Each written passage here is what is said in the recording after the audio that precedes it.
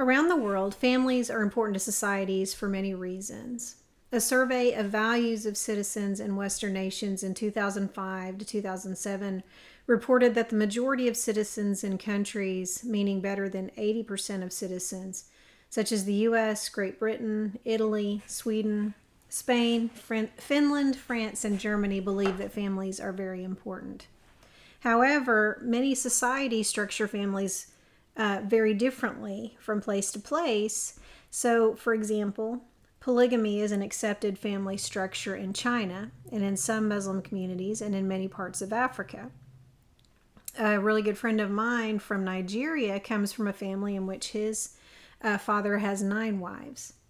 So despite these differences in family structures, many countries believe that family is so important that they structure their founding documents and governmental policies around the idea of the preservation and protection of the family.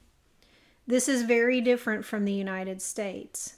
Our founding documents do not mention family, and the first mention of family in federal legislation was in 1981, over 200 years after the founding of the country. In this lecture, I want to discuss the differences in the approach to the care and well-being of young children, specifically how and why countries legislate this issue. And I also will be discussing the impact of this type of legislation. Much of the information from this particular lecture is going to come from a book called Family Policy Matters by Dr. Karen Bogenschneider. I also have links listed in the presentation for websites that contain statistics and demographic information. I also have information that has come from another book on families and media, and that particular topic is touched on when I speak about Japan in this lecture. First thing I want to do is I want to talk about the contributions that families make to society.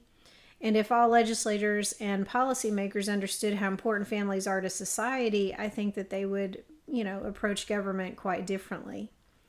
So the first of the 4 contributions that families make to society are: families are a fundamental foundation for generating productive workers. Put plainly, families create workers. Children grow up to work in some type of occupation. We discussed a couple of weeks ago that parents are the way that culture is passed down from generation to generation. Likewise, the cultural values that govern working in a society are handed down through families. Parents teach children how to work and the value of hard work. Without families, we don't have human capital. Human capital is defined as the skills, knowledge, and experience possessed by an individual or population, viewed in terms of their value or cost to an organization or country. For example, in 1992, the European Union adopted a recommendation on childcare. The concern of the EU was that childcare was a contributor to economic efficiency because it permitted women to participate in the labor force, which was crucial to for the society to function. Another example is Chile. The government of Chile recognized that high-quality childcare improved the outcomes of children long-term. Children who are born in the lower 40% of the income distribution are eligible for free childcare if their mothers are in school, looking for work, or working full-time. 2- and 3-year-olds are eligible for free playgroups regardless of their mother's working status.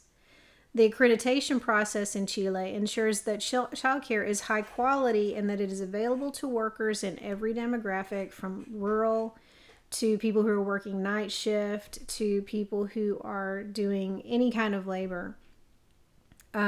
So it means that they have childcare available to them around the clock as necessary. The most striking example of how this type of problem caused a government to implement new policy is found in Sweden. When the Great Depression of the 1930s hit Sweden, there were not enough Swedish men to meet the demand for workers. Either the government would have to import men from other countries, or they would have to make it easier for Swedish women to work. What they chose to do was to improve maternity benefits and childcare costs so that women could enter the workforce. To this day, Swedish families pay no more than 3% of their household income to childcare expenses for their first child, 2% for their second child, 1% for their third child, and they pay nothing for childcare expenses for their fourth child. When children turn 4, they receive 525 hours of childcare per year for free. Childcare is free for children from ages 1 or 2 in Denmark, Finland, Iceland, Norway, and Sweden. Now compare that to what we do in the United States, where, we've talked about that the Department of Health and Human Services has said that no more than 7% of household income should go towards childcare expenses. Imagine what that would be like if a government said no more than 2 or 3% of the household income would go towards childcare expenses, and that the government would make up the rest. Imagine how much easier it would be for families to enter the labor force. And when we talk about the shortage of workers in the workforce right now, this is a really important topic when we think about this from a policy standpoint. It might be that simply improving the amount of reimbursement for childcare expenses might put more people back into the labor force right away. The other thing that families contribute is they contribute to the raising of caring, committed citizens. Research has shown that the quality of caregiving at age 3.5 predicted the quality of romantic relationships over 2 decades later at ages 23 and 26. In addition, competent parents raise competent adults. For this reason, societies implement policies to help parents and children get off to a good start. Now, I've provided a link for you in the presentation to review the United Nations statistics on maternity leave benefits for countries all over the world. And you're going to note that the U.S. does not lead the world in maternity leave benefits. So be sure and compare the amount of time a mother is allotted for leave with the amount of money she is eligible to receive for each country. You can also see on that particular website where the source of those funds come from. Sometimes it's from that country's Social Security department there, or it may also be from an insurance program. I thought Germany's program that they do for reimbursement is really interesting because it's a structured insurance program that they can participate in. So there are ways that governments do fund these maternity leave programs or these family leave programs. Some countries do provide paternity leave as well, which is again considered a generous family leave program. It's when we examine the data, it's really clear that more could be done for young families in the United States. And it's something, again, I think if legislators and policymakers would consider looking into this, I think it would really improve circumstances for families of young children. Again, Sweden has generous family leave policies which protect both parents and their children. So, for example, employers are required to shorten the workday by 2 hours for new parents, and parents can take sick child leave. Belgium offers families home visits from healthcare workers for children from the time that they're born. And then mothers are also encouraged to bring their babies to healthcare centers for checkups where they can meet other mothers, which provides them an important source of encouragement and support. Research suggests that these family-friendly policies may pay off in the long run. Children in Finland, for example, have the highest test scores in Europe, and child poverty in Denmark, Finland, and Norway is the lowest in the world at 3%.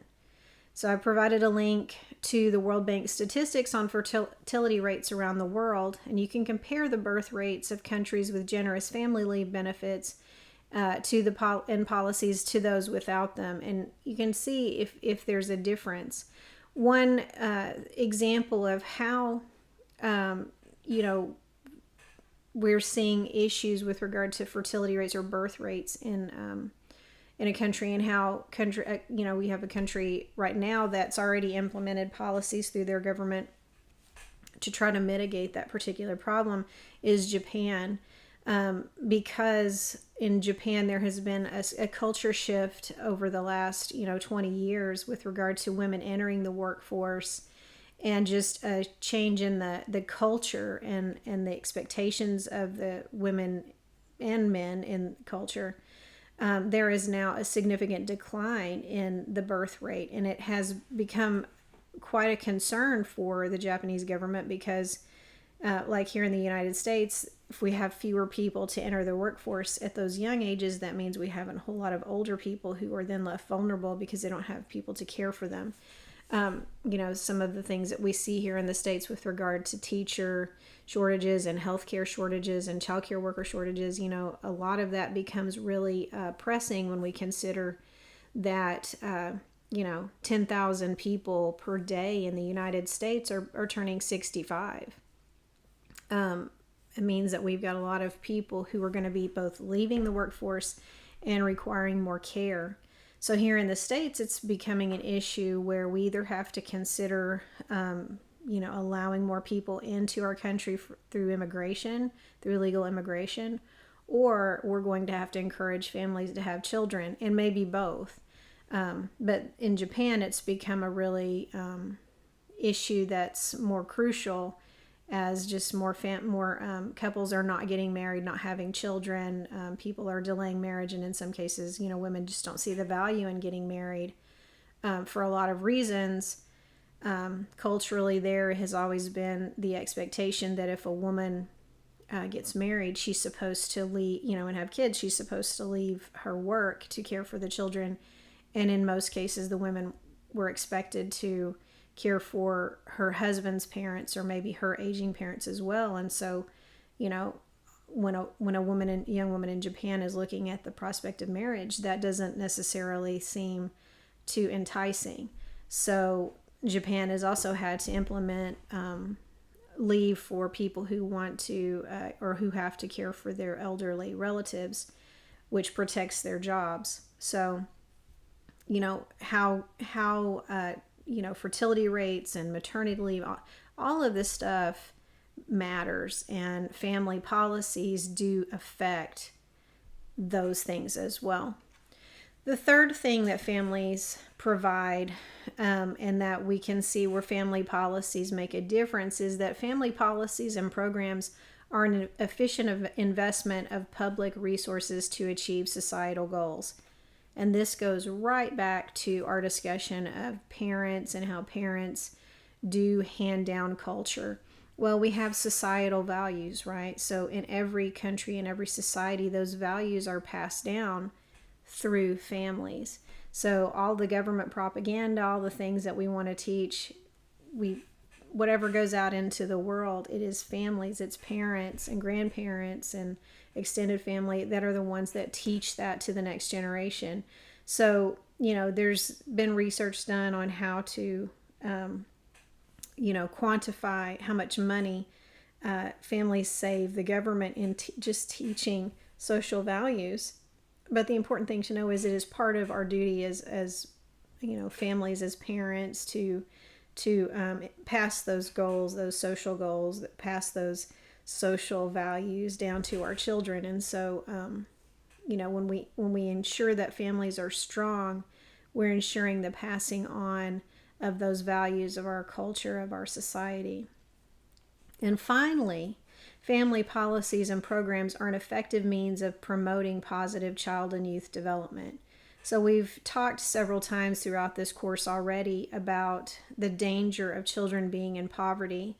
And so we know that family policies and programs do ensure that children are raised in a healthy and, safe environment. And we know that whenever there's a great deal of poverty, those children are at risk of, experiencing, malnutrition, the number of, accidents or, unintentional injuries that occur within a family increase when there's a lack of supervision. In the last lecture, you learned about this, over 7 million children left alone after school. And that's in the United States. So we have to consider how policy affects the family and how we can ensure the safety and the well-being of children. So again, families across the country, across the world, are protected when countries do implement legislation and family policy which protects those children.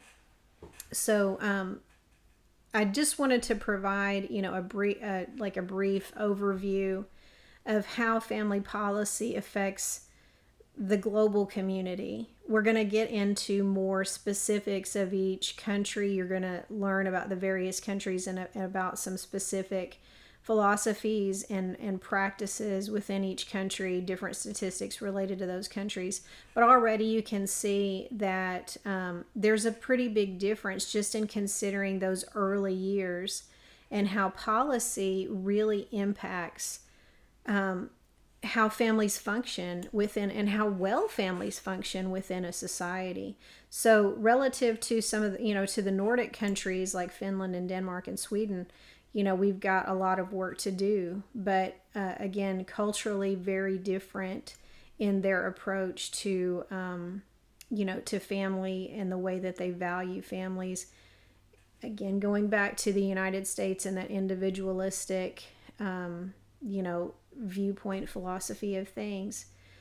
Again, there is just such a big difference in the way the United States legislates and the way that families are sort of left to their own devices on many things, on many issues.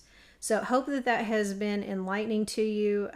Again, the links are in the presentation. Be sure and click through those charts that I've given you. I would really like you to take a look at the differences, especially in family leave, and then also in birth rates, and see what you find there.